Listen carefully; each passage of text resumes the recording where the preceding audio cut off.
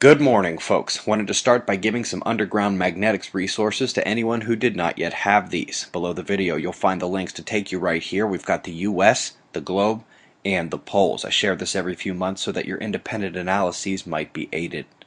Next, quick Uyen storm update on our tracking page, which is open access and always has a couple people hanging out there.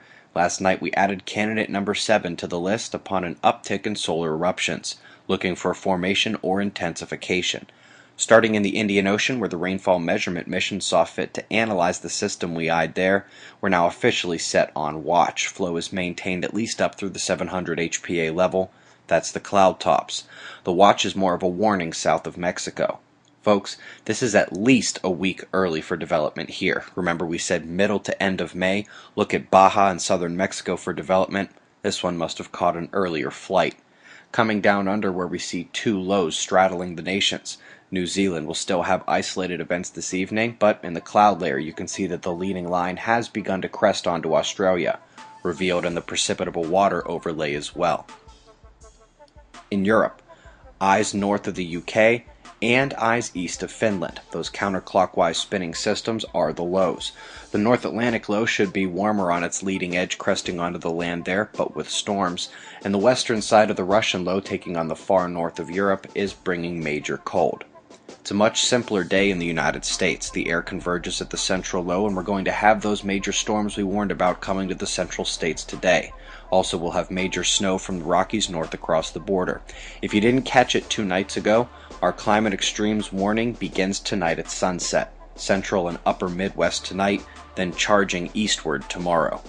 Kicking to space weather where the solar wind continues to calm in density, speed, and plasma temperature. Look at the smooth, calm returning to the sensitive flux. Solar flaring indeed is popping more, but nothing to write home about. High Cs and a couple very low M flares don't bode tremendously well for the incoming spots.